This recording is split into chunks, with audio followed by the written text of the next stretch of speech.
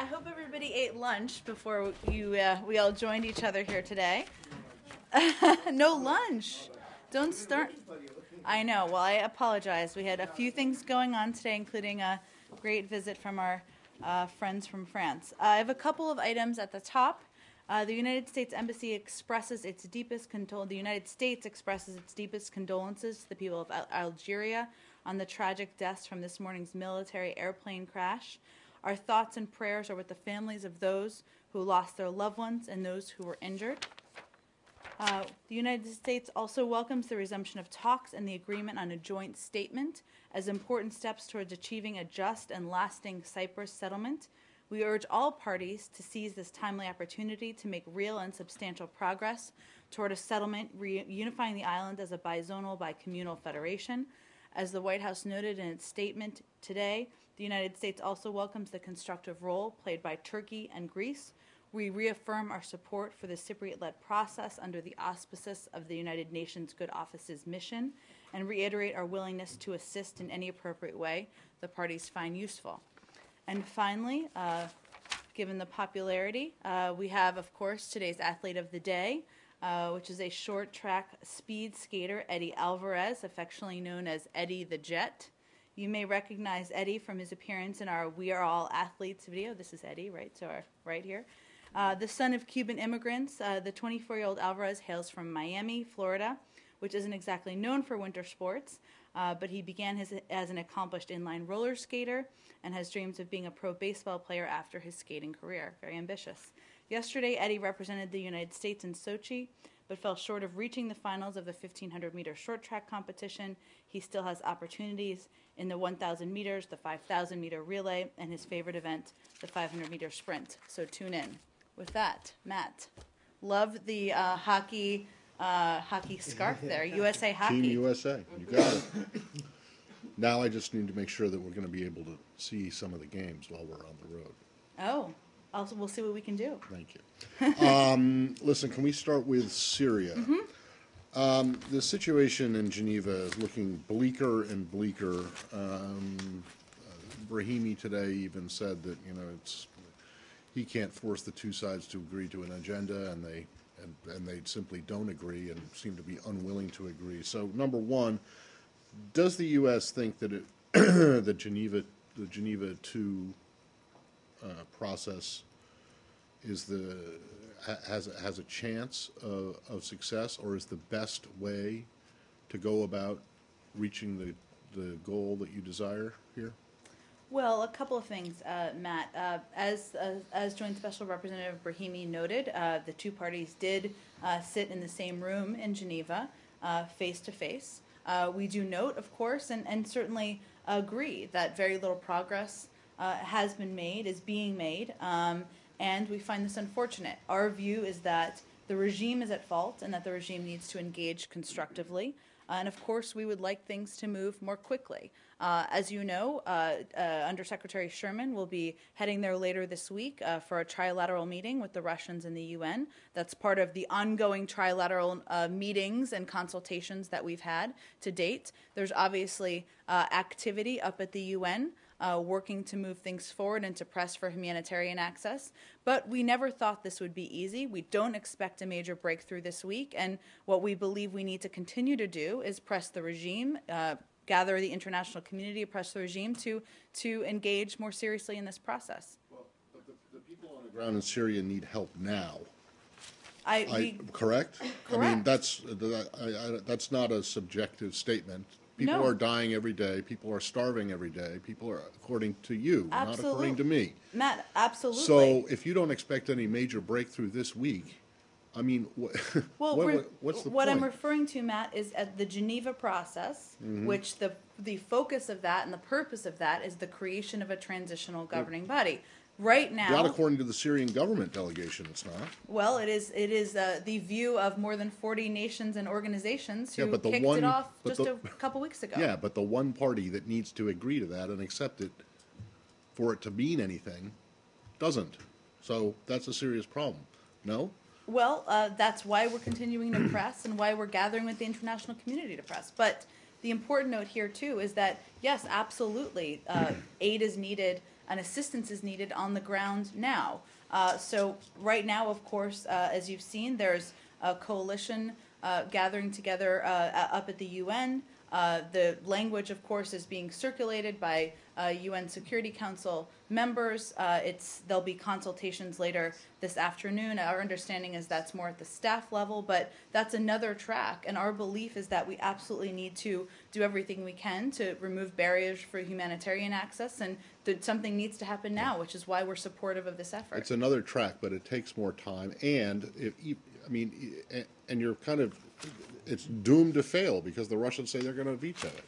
So I don't understand why it is that there can't be something done to get help to these people, help to the people who need it immediately when it's needed, and why there is this such a heavy emphasis on international conferences and international meetings at which there is all talk and no action, and meetings get pushed back to the end of the week.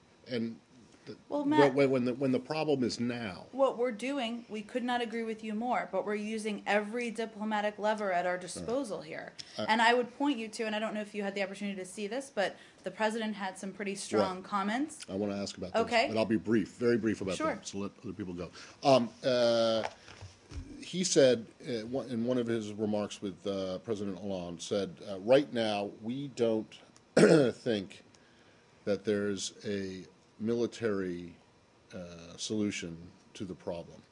And what I'm curious about is the right now part of that.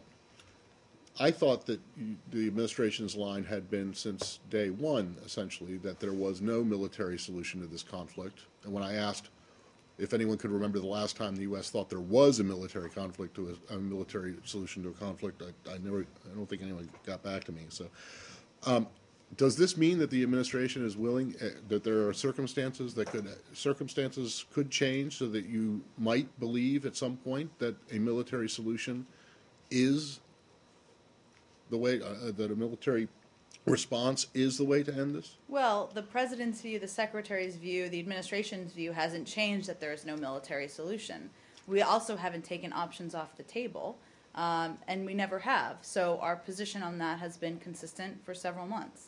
So you're not willing to say that there is a circumstance where you think that a military solution is the way to do. We continue to believe that a political solution is the way to end the conflict. Yes.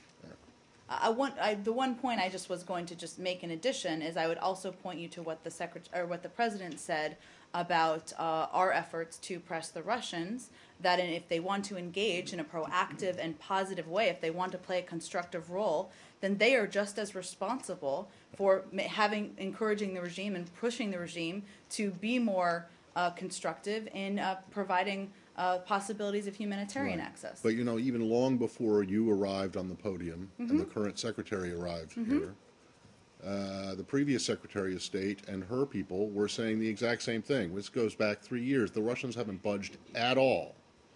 And there's no sign that they're going to now. So I'm not sure why you're putting any hope in the... A lot of circumstances have changed over time. They have. The main one being that the death count has gone up from 0 at the very before it started to more than to 130,000 well, people. Matt, we have worked together on securing an agreement on chemical weapons. We have worked together in kicking off the Geneva Conference. If the Russians, which they've said they want to be constructively engaged, want to be, we'd like to see some action to back that up. So that is what has changed. Okay, and that action, and this will be it for me, that action would be to support this resolution that's being talked about here. Well, we think they can, certainly we would welcome their support, but they can also press the regime, to your earlier question, to do more, take more significant steps to provide humanitarian access. But that support, just to follow up on Matt's question, that support doesn't seem to be forthcoming because Foreign Minister Lavrov said today that the draft resolution that he must have seen was absolutely unacceptable because it has an ultimatum in it for the Assad regime. And he said that instead of engaging in everyday meticulous work to resolve the problems that are blocking deliveries of aid, the Americans, see a new resolution as some kind of simplistic solution.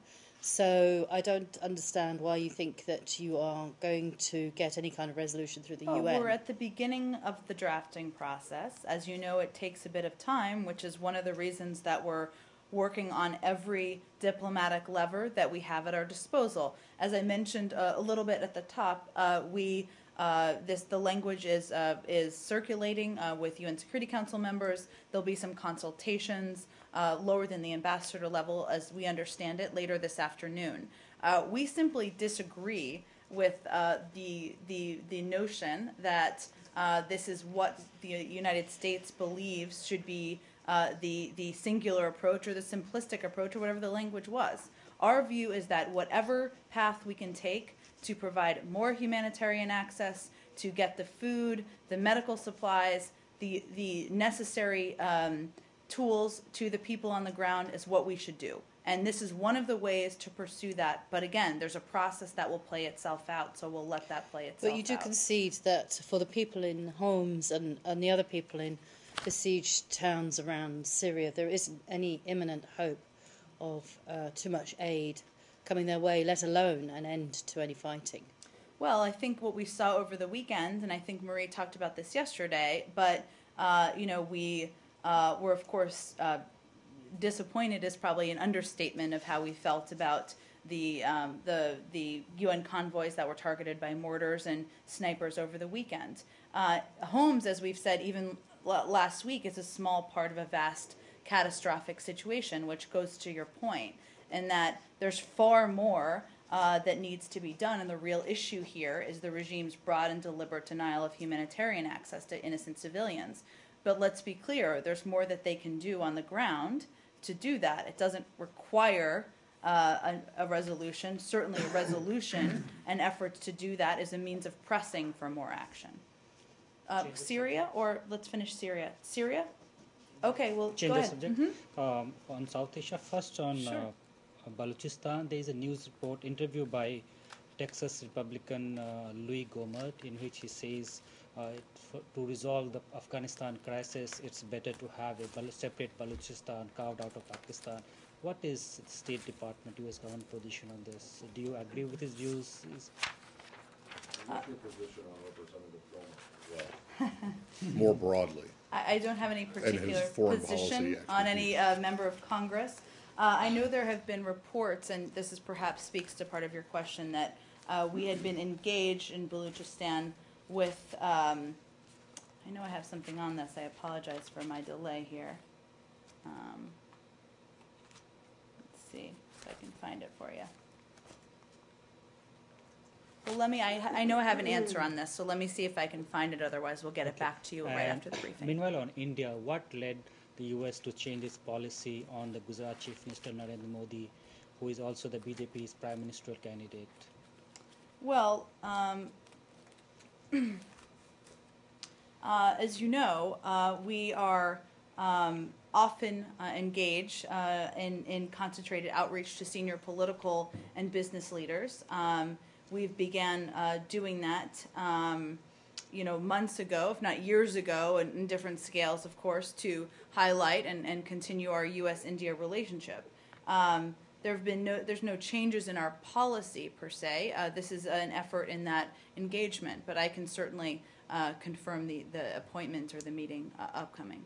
But this is definitely a change in the sense for the last 9 years after that riots happened, no U.S. ambassador has ever gone and met him. Otherwise, ambassadors have met all chief ministers in India. I don't have any further details to share other than to convey that we do broad outreach to a range of officials in India and many countries around the world with different backgrounds, and it's simply just an example of that. Can I follow up on that? Sure. The Indian foreign minister, reacting to this, has said that if U.S. will ever forget the Holocaust days, so in a way he's linking the U.S. diplomat's visit to Nazi excesses and all. What is your reaction to that? Well, we'd certainly refute that notion or that claim. This is, again, we meet with officials from a range of backgrounds in many, many countries, including India, and it's simply an example of that. So that So this backpedaling after 9 years, does it have to do with that? As one of the commentators this morning on Times Now said that because he is a potential prime minister in a few months. Well, as you well know, we don't take positions in elections, and certainly this is not an example of, or this is an example of a. This is not an example of us taking a position. We don't take positions. So no, it wouldn't be a reflection of that. It is just a reflection, as I've stated a few times, of us reaching out to a range of individuals from different backgrounds, different political affiliations, which we do in countries around the world. But just after 2002 riots in which thousands of Muslims were killed, and it was the State Department in 2005 which revoked the visa, and since then he has been a person, who's not welcome here. So how today what happens? The business interests and future prime minister, it takes precedence over There has human been rights. no change in our long-standing visa policy. When individuals apply for a visa, their application are reviewed in accordance with U.S. law and policy. This is not a reflection of any change. As you know, we don't speak to that. This is simply a meeting happening on the ground in India. It's not a reflection of anything else than outreach to a broad range of officials. No, but just one, I want to clarify for our viewers that in 2005, the State Department cited about the human rights, about fundamental rights of religious communities to practice, and that were not present, it felt, in Gujarat, where he was the chief minister. And 9 years down the road, I have asked this question many times, that no visa policy change. But why suddenly the ambassador is going to meet him? I don't have anything, I think, to add to your question. Go ahead. So what will be the topic of the meeting? I think we've finished with No, your but question. what will be the- Go ahead. Clarify Okay. on what the other group is saying who have lobbied against Modi getting a visa. They are now saying that it's change in U.S. policies because of the section of the Indian diaspora, American industry, a section of the U.S. Congress urging Secretary and the State Department to change its policy, and thus State Department has succumbed to their lobbying efforts. Can you say on this? Not at all. Were you influenced by these let groups? me answer your question. This is simply a meeting that we're going to be having, that the ambassador is going to be having on the ground. Nothing has changed about our visa policy. We don't speak to that, given it's private. So this is not a reflection of that changing, and certainly not a reflection of anything changing regarding our long-standing and strong advocacy for human rights around the world. Thank you. Sure. Thank you. Okay. I'll go to you next, Matt. We have been asking the same question in the White House and here. Okay. In the past, other countries like UK, UK's Prime Minister sent his personal delegation, business delegation, to meet with Chief Minister Modi and other countries and all that. And then we asked the same thing, if the US is going to follow. We were told, no, we have no change in policy at all. My question quickly that no U.S. official ever went to meet with Mr. Modi after all those years went by. As far as, we're not talking about visa and all that. So now suddenly there's a change, maybe not in policy, but change in mind from the U.S. Somehow, whatever is leading, that Well, ambassador is going to meet with him. The meeting was just scheduled, so that's why it's something that we're now confirming. Go ahead, Matt. So it's going to change any, going to change any as far as U.S.-India business relations in the future? Is it going to change our business relations? Absolutely not. We have a growing economic and strategic relationship with India, and one we look forward to continuing in the future. Thank you. Go ahead. Some of your answers to the previous questions on this issue, you said we don't take positions. Would you like to clarify that at all? Because to say you don't take public positions, because I think we heard quite clearly in a conversation, a recorded telephone conversation, not so long ago, that the United States, or at least officials inside the administration, do take positions on the suitability of certain politicians to take on certain roles. I would certainly refute that. Oh, I would. okay. So, in other words, the bottom line here is that the decision to meet with this guy rested entirely with the ambassador, or was there some decision made in Washington? Certainly, it doesn't. These decisions don't always rise up to every highest level, but certainly all relevant individuals who needed to weighed in and agreed that it was certainly an appropriate meeting to have. Can I say something? Sure. I'd like to go to Afghanistan, if that's Okay. okay.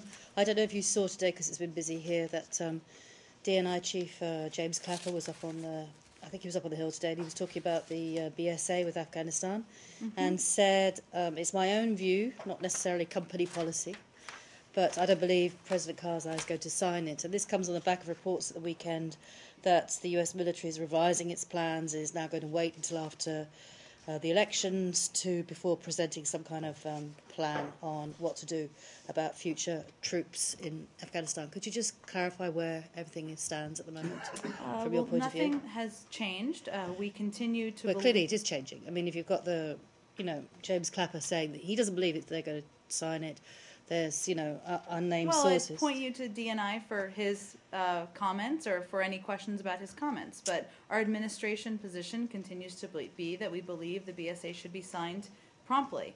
I don't have anything new to report to you on the BSA, so nothing has changed about our position. But is there planning going on within the administration for scenario B, scenario C, scenario D? Well, you always have contingency planning regardless, and that has been the case for many months. In terms of next steps and decisions about planning for a zero option that we've talked about before, I don't have anything new to report on that. There's a NATO summit coming up, I believe, The shortly. end of February. What is it you're going to be telling your NATO partners about the situation as regards troop withdrawals this year? Well, we have been in very close touch with our NATO allies and partners throughout this process. So I would say, we'll continue to convey to them that, of course, we want the BSA to be signed promptly. We certainly recognize the planning challenges that come into play the longer this goes, and that's something that we're discussing and working through on our end as well. But you could, we're getting almost to the NATO summit's the end of February, so that'll be 2 months, then there's March, and then the elections are April the 5th. And I understand it's not necessarily clear that there'll be an outright winner from that, and the timing could slip even further. But you must be at some point considering when it is that you can say what your decision is going to be. Well, certainly within the administration, there's always ongoing discussions about many issues, including issues as important about the future, our future presence in Afghanistan. But I just don't have anything new to tell you on that today. Any more on Afghanistan, just to finish that area? Okay, go ahead, and we'll go to you next. There was a House Foreign Affairs Committee hearing today earlier called "The Persecution of Christians, a Worldwide Phenomenon," and witnesses gave testimony after testimony highlighting the gravity of the situation. What is being done? Persecution of Christians worldwide. I haven't seen the specific hearing today, and I'm happy to follow up with our team on that. Broadly speaking, religious freedom and the importance of that around the world is something that we speak about, we communicate both publicly and privately about all the time. The Secretary, when he was in Vietnam just a few months ago, he went to a Catholic service there. And we have administration officials from the State Department making this case and advocating with governments where needed about the importance of protecting religious rights and freedom of religion around the world. Some of the witnesses were concerned that the U.S. priority for religious freedom rights around the world was becoming lower and lower on the priority list. What is your response to that concern? I think, we have people in the building dedicated to this issue every day. It's one the Secretary is personally committed to, and I think that speaks to our desire to continue to raise this issue whenever we can. So yesterday, When you talk about this issue, though, you're not specifically talking about persecution of Christians. You're talking No, we're about talking persecution about of religious all- freedom around the world, all exactly. religions. so yesterday a Spanish court issued arrest warrants for Jiang Zemin, former president of China, as well as 4 other top officials. What is the U.S. reaction to these arrest orders? I would point you to the Chinese and the Spanish on that particular question. I'm not sure we have anything specific from here. I'm happy to check if we do. And one more follow-up. Since the U.S. is a part of Interpol, if Jiang Zemin or any of these other top officials come to the U.S., would arrests be made of these individuals? Or? I'd have to look into this more specifically and see if there's any position we have from here. Thank you. Sure. Great. So at the joint press conference today, President Obama made some pretty strong remarks on foreign trade delegations traveling to Iran.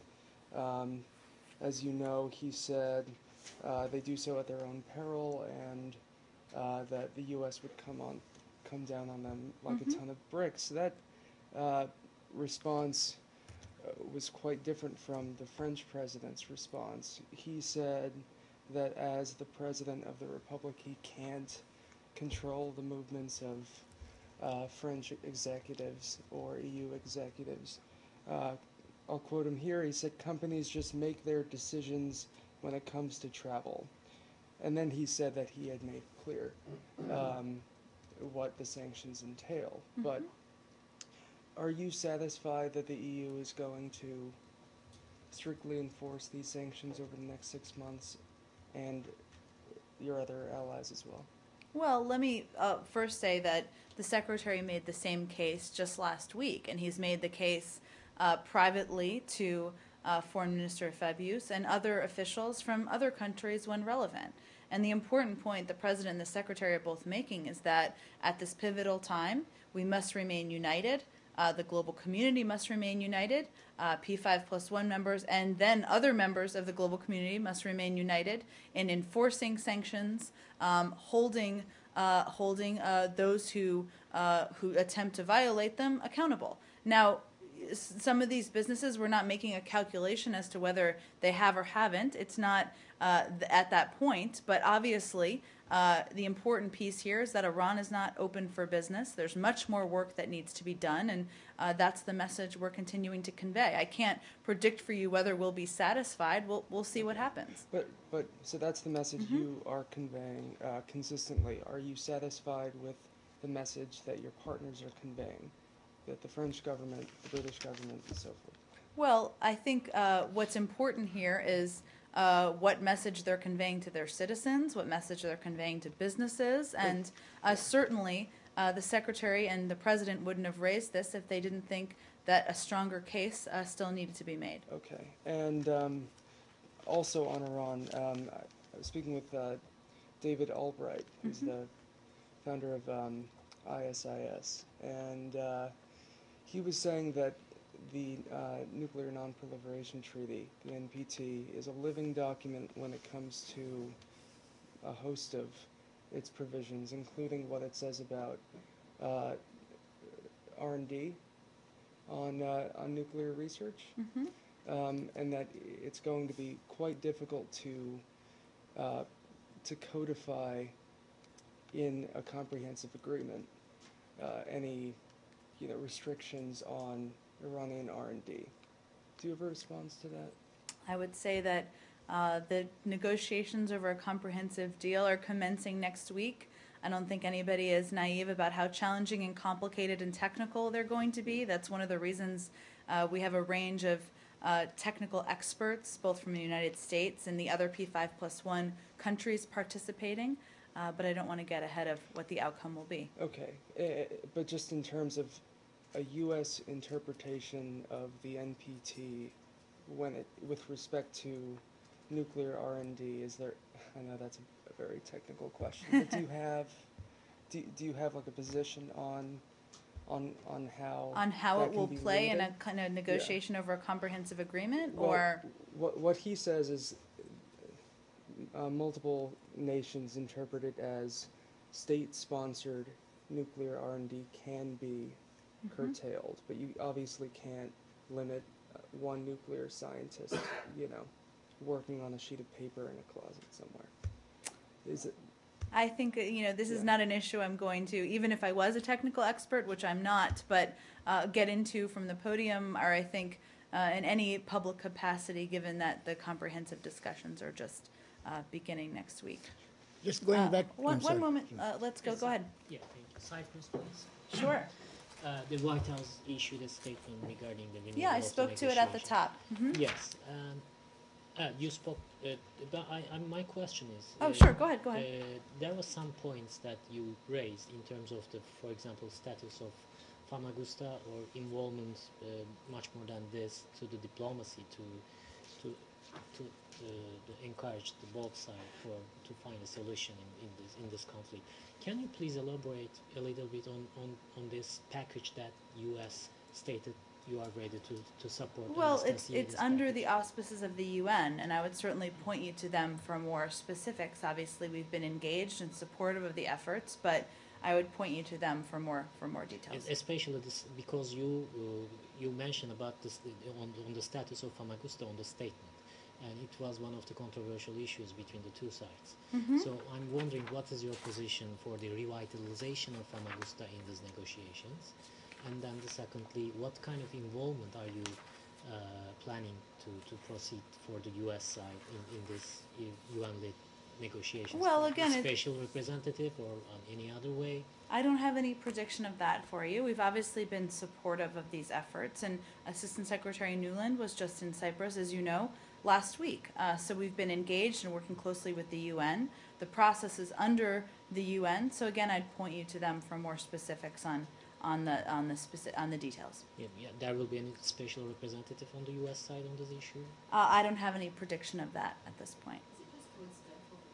Resumed now after, or was there something that Assistant Secretary Nuland brought to the table that brought the two of them together? Well, she was obviously engaged in discussions about this issue, and clearly it was at an important time. But again, it's a UN process, and we're just engaged with it as a supporter. But I think the Cypriots have actually said themselves that they were very pleased with the US role so far and the help that was provided to them. So I guess following up on that question is what specific help are you hoping to bring to this process? Well, we've just been supportive and engaged in the process. I don't have anything further to outline for you in terms of our diplomatic role behind the scenes. And also your... Publicly, should we expect to see a stepped-up public U.S. Role on Cyprus Well, I mean, in support of the UN process? Sure. Obviously, the fact that the resumption of talks has begun. There was a statement from the White House, and we felt it was important to highlight this today. So certainly, we support it moving forward. All part of the "We Love the EU" theme. We love Cyprus and the future Part of Cyprus is in resumption the of EU. talks. I know. I was being more specific. Is it something that Secretary Kerry would like to get his teeth into, considering he likes these frozen conflicts? Well, there's no challenging Shuttle issue he doesn't diplomacy like to get his to teeth Nicosia. into. So we'll see what time he has and whether there's an appropriate supportive role he could play. And also two clarifications. Oh, shit, go on ahead. this. The statement also is You're talking about the the statement that came out from the White House yes, today, right? Okay, as just soon to as clarify. possible to find a solution for this problem. Do you have any timeline that you can share with us in your mind? I don't. Again, it's a UN process. Obviously, we'll continue to talk about this given these talks just resumed, but I don't have any other specific details or predictions for you on that. Of Cyprus? Of frozen conflicts. Oh, okay. The French president mentioned, and I should check the translation, but I'm 90% sure he said that he was hoping that a framework agreement for continued negotiations. Framework for negotiations. Yeah, I was getting that in there. Between Israel and the Palestinians would be signed now, was his word.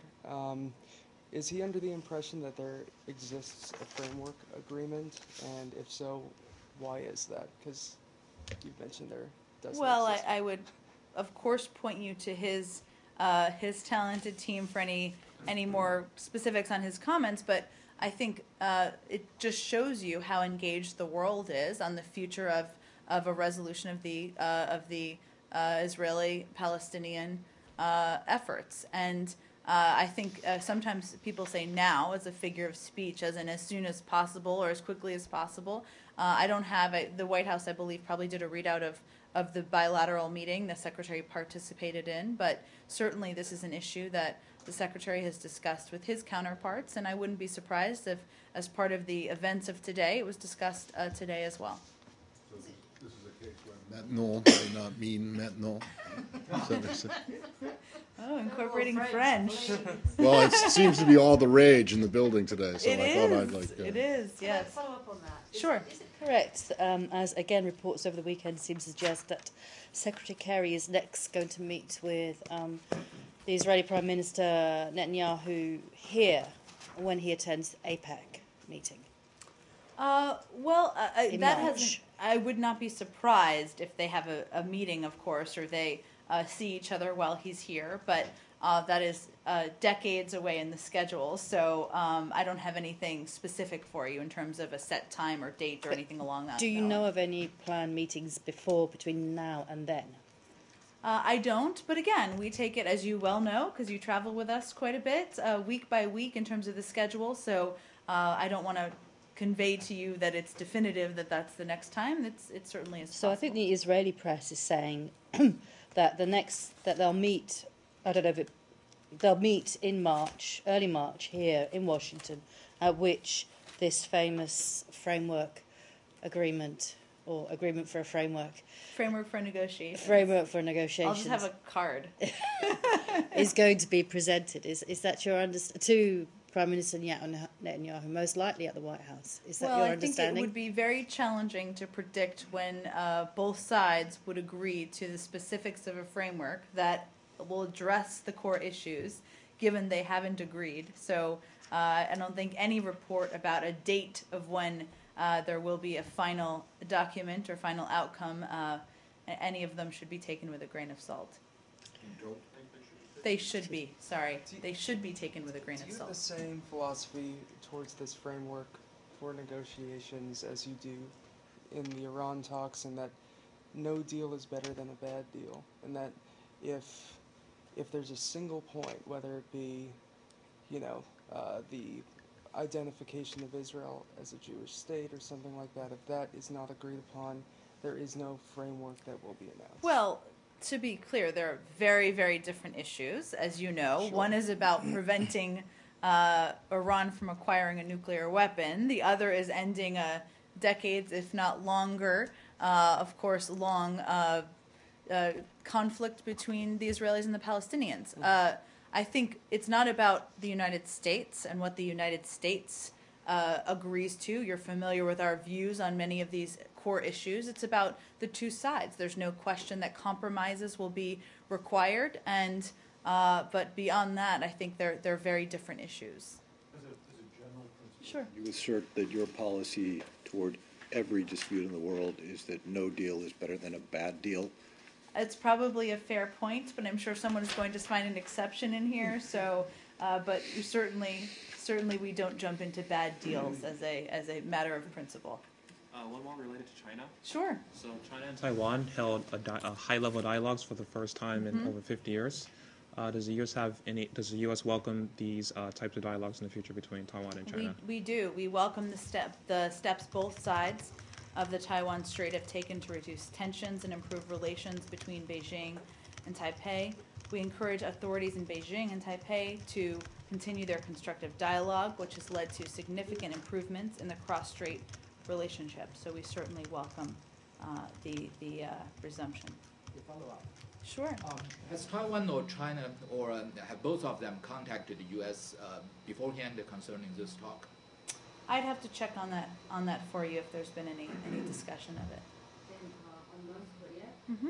As you know, that former CIA guy, Mr. Don Gregg, he's visit North Korea right now. Do you know intention of his visit to North Korea? I think Marie spoke to this yesterday and said it was a private visit and it wasn't on behalf of the U.S. government. But North Korea canceled Ambassador King's visit to North Korea for second times. It seems to like mostly a political game by North Korea, what is the United States diplomatic options or actions to the North Korea? Well, I know there were a couple of logistics questions on this yesterday, and I have a few more details. So, North Korea extended the invitation to Ambassador King on February 5th and rescinded the invitation on February 8th. North Korea is attempting to link Kenneth Bae's case to unrelated military exercises. As you've heard us say many times, there is no connection. These annual military exercises are transparent, regularly scheduled, and defense-oriented, and they're no way linked to his case.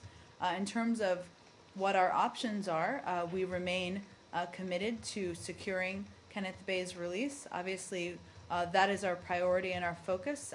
We have our own means of communicating with North Korea, which, as should come as no surprise, I'm not going to outline from here. We remain gravely concerned about his health, so we will continue to press on this issue. But does the Are you aware, if not, maybe you could find out for us? Sure. When the North extended this invitation on February 5th, did they say Ambassador King is welcome as long as you call off these military exercises? Was there any mention at all of the possibility that they might rescind it in the actual invitation? Any discussion of the military exercise? And then also on February 8th, when they rescinded the invitation, you say that they're attempting to link the Kenneth Bae's case to the exercise, but did they specifically say that Ambassador King is no longer welcome because you guys are refusing to call off Sure. anything like that? Let me check, Matt, and see if there's more we can outline on that specific question. Okay. Going back to religious freedom before my Okay. question on Nepal. Have State Department received any complaint as far as persecution of minorities, religious minorities in Bangladesh, and especially Hindus and Christians are being killed almost every day? Any complaints? Yeah, about Well, I think, I'm not sure that's the right way of asking the question, but our Assistant Secretary actually testified on Bangladesh today and answered a long list of questions about a range of issues, so I would point you to her testimony and for any questions about that. And quick question on Nepal. Okay. After so many years now, Nepal has a democratically elected government, and Mr. Susil Koryala is the new prime minister.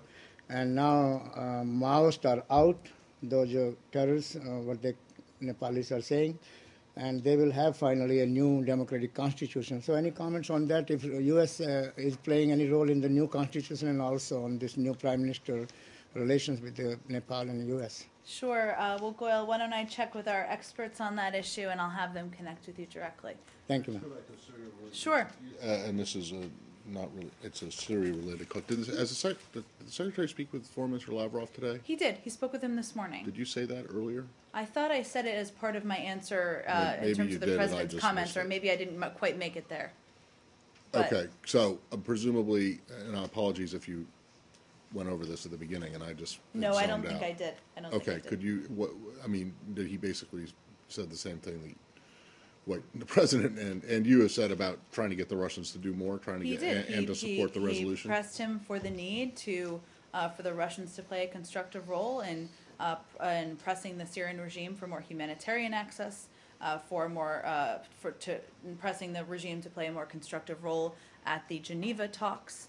And I think he delivered, as the President did, a pretty tough message about what needed to happen. Okay, and then do you have any reason to believe, or does he have any reason to believe after the phone call that the Russians are prepared to do or to make a move in the direction that you would like them to? Are you encouraged? Do you think that it is worth bringing this resolution to the Council? Or is it just going to be vetoed? Do you have any reason to believe that the Russian opposition has softened? Well, we haven't seen any change in their comments, and I'm not aware of any other change. But again, this is we're early in the drafting process. We're going to continue to make the case on why this is one of many diplomatic levers that we should all be pulling. The Secretary felt it was important to convey that message directly for his Foreign Minister Lavrov this morning. Just back to Iran very briefly. Sure. Is the administration of the belief that this is the last chance at diplomacy for the international community on Iran, given the time? I think it's the best chance in a decade, but certainly I don't want to make any predictions about a process that hasn't even begun. And that's the comprehensive talks that will start next week. Okay. So when the president vows and the secretary vows to arm in arm be the two people to go to Congress and be the first two to ask for additional sanctions should negotiations fail, but by the logic of the administration, the purpose of sanctions is to get diplomacy going. I know we've discussed this before, but is that not to reinvigorate or to incentivize Iran back to a second round of talks should these fail? Well, we're far from there. Obviously, we're pressing for these talks to be a success. We know it's going to be challenging. We know it's going to be complicated and technical. But the larger point with the sanctions is just to reiterate that we know they've been effective, but there's a time and a place for them. It's the time and the place is not now. But we can't, again, look into a crystal ball and know 6 months from now where we'll be. So we'll see where we will be. Well, you can't look into a crystal ball, that's correct, but you have made the policy line that you will be the first to go for new sanctions, which is to say you've decided that if negotiations fail, sanctions is the policy which you will adopt. So you do have that laid out. And when you say that they have worked in the past... Well, I don't know if there will be other parts of a policy. That certainly is a piece we've seen to be effective. We're hopeful that we will not be at that point, but we are certainly open to it if needed. Although it is true that one you say one credit the sanctions with bringing Iran to the table, the sanctions for many, many years didn't do what they were really intended to do, which was to get Iran to stop. Isn't that correct? Well, but part of the goal of ramping them up over the last 4 years, Fair 5 enough. years. But all the punishment that the UN Security Council and the countries individually levied on the Iranians didn't produce or didn't get the Iranians to stop enriching. Well, didn't get them to stop their program. Part of it, Matt, though, as you know, because we've talked about this many times, is also the fact that the president of Iran ran on a platform of improving the economic conditions, and the sanctions are a key part of that. So, did you have, Arshad? I didn't mean to cut you off, like but to say thank you. Thank you. Thank you, everyone. Very nicely said.